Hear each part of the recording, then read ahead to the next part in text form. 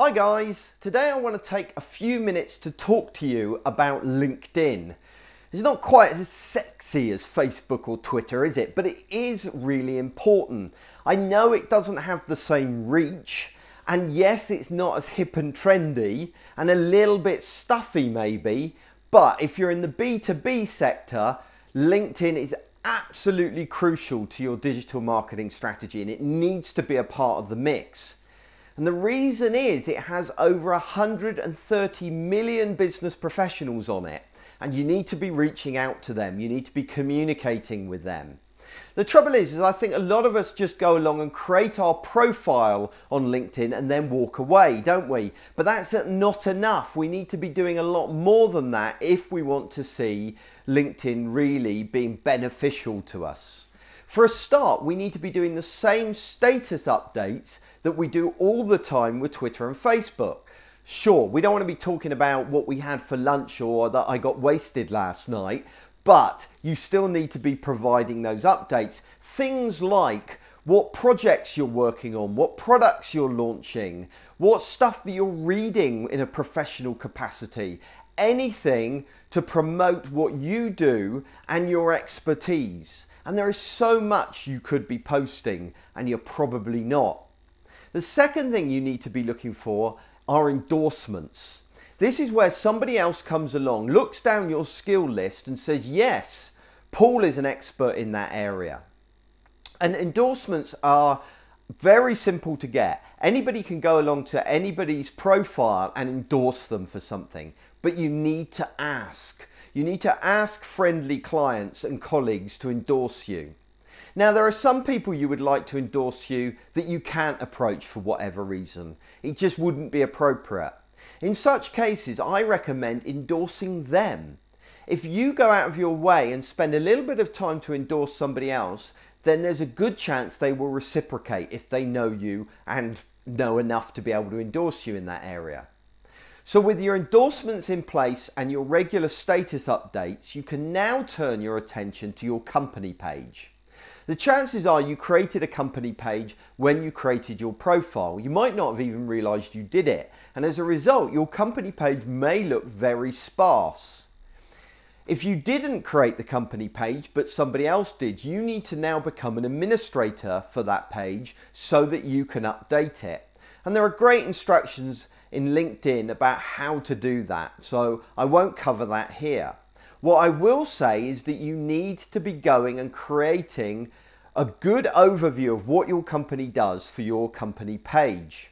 And then once you've done that, you then need to list all your products and services. That's absolutely crucial, and I'll tell you why. It's because people can recommend your products and services in much the same way as they can endorse you and the skills that you have. Recommendations are massively invaluable. If somebody comes along and writes a testimonial recommending your ability to deliver a product or service, that is very powerful because it is written by a real person with a real LinkedIn profile, and so they know that it's not just made up. You can also use those testimonials all over the place, not just in LinkedIn. You could use it in your print material or on your website or even on Twitter or Facebook. So getting recommendations is a really crucial part of having an effective company page. But you can also do status updates in exactly the same way as you do with your personal profile. And this is where you can put blog updates, where you could do press releases. Normally I hate it when people post press releases on social networks, but on LinkedIn company pages, it makes sense. So start making use of that. I actually use a tool called Buffer as a way of updating both my company profile and my individual profile on LinkedIn. Buffer can update lots of social networks, and not only does it allow you to update your company and individual profile on LinkedIn, it'll also allow you to update any groups you run on LinkedIn. And that brings me nicely on to the subject of groups. Groups are basically a discussion area, a place you can go to discuss particular topics.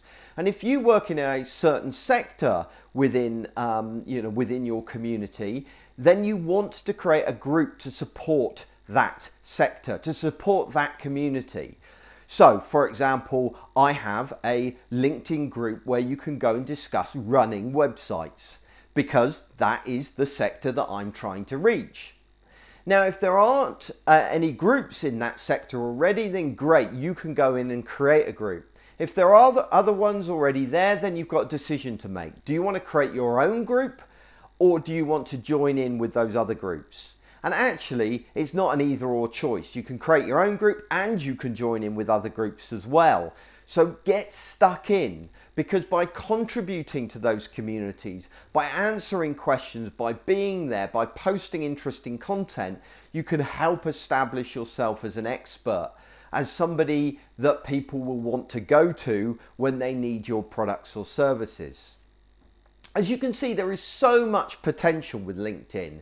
It's a great way of making new contacts, especially in the groups, but it's also great for creating sales prospects, for establishing yourself as an expert, for building your brand. You can even use it as a recruitment tool, as a place to post job adverts. And it's wonderful for keeping those relationships going, and those people that you meet in various meetings and at conferences, etc. You can keep in touch with them with LinkedIn so that you can follow them up. So LinkedIn should be a fundamental part of any B2B organization's digital strategy. Make sure you pay it the attention it deserves.